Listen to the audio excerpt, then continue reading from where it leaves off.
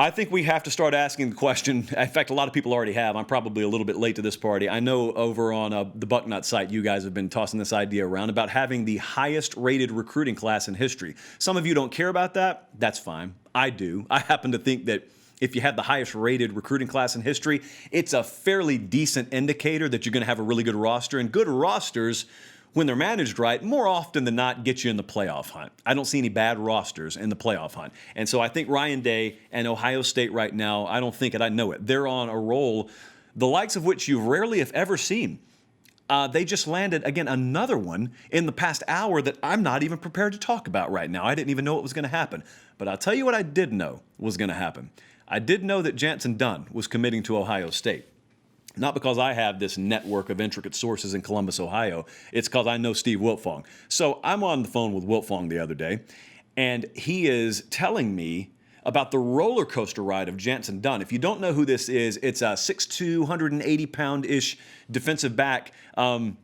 He's a top 247 player right now, and he is the 13th highest rated commitment that Ohio State has, maybe 14th after the kid that just committed. So he's you can't understand how absurd that is. This kid would be the cornerstone of some recruiting classes. He's not even in the top 10 of current commitments for Ohio State. So more on that in a second. Ohio State has this kid sitting down the road in Kentucky.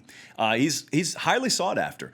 And so Wiltfong's telling me about the roller coaster ride that's going on behind the scenes, and it looks like he's going to be a verbal to Oklahoma, and then Ohio State makes a late push, and, you know, maybe, and this is me, now this is my personal observation, maybe there is some confusion as to whether there's a committable offer on the table for Ohio State. Whatever happened there, they got their ducks in a row, and Wiltfong's sitting there telling me, because we're recording his Monday Wiltfong recruiting whip around. And if you haven't watched that, I highly suggest you do it. There is very little that happens in the world of college football recruiting that that guy doesn't know about. And he is one of many great ones that we have in this network. I just happen to work really closely with Steve Wiltfong a lot. So he's telling me about this, and they end up getting this kid. Ohio State ends up getting Jensen Dunn, and so they get yet another top 247 caliber player. Who knows if he could get upgraded even higher. I want you to notice something, though. It's a smart move, first off. It's a very smart move. Let's just say, for example, for argument's sake, and this is not something I have confirmed, but let's just say for argument's sake, this was a situation where Ohio State's looking at their board, and this kid's not the first or second defensive back on their board, but maybe he's the fifth, sixth, seventh. That's really good, because, I mean, Ohio State's board is essentially the best of the best in the country. I've seen over the last couple of cycles with some big programs some chips be pushed in for your number one and your number two and your number three on your board at a specific position group, and late in the game, for whatever reason, it doesn't work out there. And you haven't given enough attention to the second tier kids right below that, and so they've already committed elsewhere, or there's too much invested from another program and you're not going to be able to get them, so maybe you have to settle for your third tier kids. Well, what Ryan Day could have done here is seen that, well, we got a kid that's upper tier 2, lower tier 1 here. We're taking him. Can't let him get away, so they take him. It's a smart move to me. If that's what happened, it's a very smart move on their staff's part. Now, here's what I want you to pay attention to. I want you to notice, if you haven't already, notice the intensity that the Ohio State coaching staff is recruiting at. This is where you separate the casual observer from people who do this for a living. The casual observer looks at Ohio State's recruiting class right now, and they already know this number one class is locked up. Now it's just a matter of how wide will the gap be between them and whoever finishes number 2. And my goodness, they're going to have talent for years. And all that may be true. But there's a reason why their coaching staff is still recruiting like their next meal depends on it. And the reason is because they understand how this game works. And they understand how the tier 1 of college football works. And the tier 1 right now is your Alabamas and Clemsons. Ohio State's firmly in that. LSU has come to this party. Oklahoma's there. I'd call Georgia being there if you're talking about comparing rosters.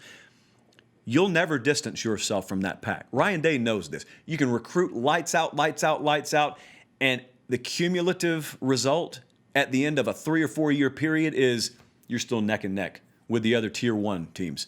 That's how highly a level other programs have recruited at for a little while too. You're at that party though, and Ohio State hasn't been bad recruiting. They haven't done it quite like this, but they've never been bad at recruiting since well over a decade now. You have to recruit at that level I want you to think about this for a second. Erase 99% of college football. We're just talking tier 1. You got to recruit at that level, not to dominate everyone.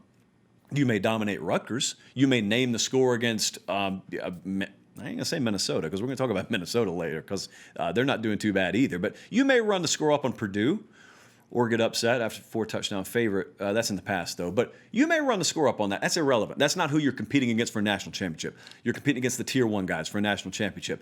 You got to recruit like this just to be favored against them. You got to recruit like this just to be a 4.5-point favorite against an Alabama or a Clemson. Then you get in the arena.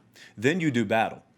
How many times would you guys have to watch this Clemson replay from this past year to understand how razor thin the margins are between the elite teams in this sport?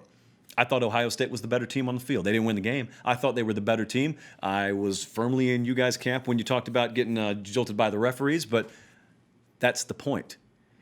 If you're in a situation where one call going against you could tilt a game one way or the other, that's how tight the margins are. Now, here's how a good coaching staff understands to look at recruiting, even at an elite level. Let's take this thermos, for example. So let's pretend it's paper instead of whatever this thing's made of. You may look at this, and we'll take the top off of it. You may look at this, and you may think that if you put this under the sink, eventually it's going to fill up. And that's the way that some people think about recruiting. You just let the faucet run, and then if you're listening to the podcast, I am holding a cantina in my hand. You may think if you put that under the faucet, it fills up, and it does. That's a fact. But that's not the way college football works. Here's the way college football works. Everyone's got leaks. Every single program has leaks. Not one, they get multiple leaks. The best of the best. It's happened and will happen since the beginning of time to the end of time. The best sometimes get injured. And so you poke one hole. And you can still fill this thing to such a degree that you overcome the hole, but that may not be the only hole that shows up. Then all of a sudden, you stack your roster so deep, you got some transfers. And some kids want to go elsewhere for playing time. Now, that's still okay because they're transferring because the frontline guys are really good. But then all of a sudden, a couple of those frontline guys at a same position group go down. Then all of a sudden, you've recruited circles around everyone, and somehow you have a weakness. Think Alabama linebackers circa 2019 and 2018. And Alabama's recruited linebackers lights out for a long time.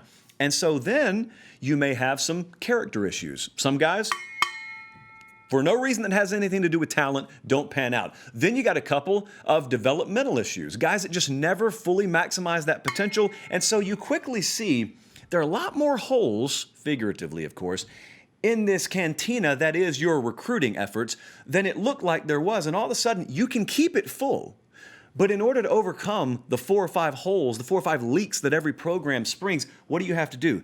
You have to turn up the intensity of the inflow and the water going in there so much that it looks like you have opened one of the levers on the Hoover Dam. That's what Ryan Day's done. But the difference between him and all these folks laughing like it's going to be some cakewalk for Ohio State from now until eternity is he knows we got to do this just to be able to compete against the tier 1 teams. That's what they're doing. That's why they're not going anywhere anytime soon.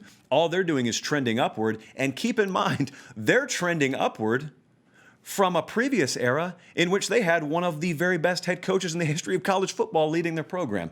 That's all Ryan Day's done so far. So appreciate what Ohio State's doing in recruiting, but understand they're recruiting against a different game. They're not recruiting against the Big Ten. You'll never get them to say that, but in my mind, that's how I view it. They're recruiting, and they're building a roster to ultimately, in December and January, or whenever we end up getting to college football playoff time, they're building to measure themselves against the very best.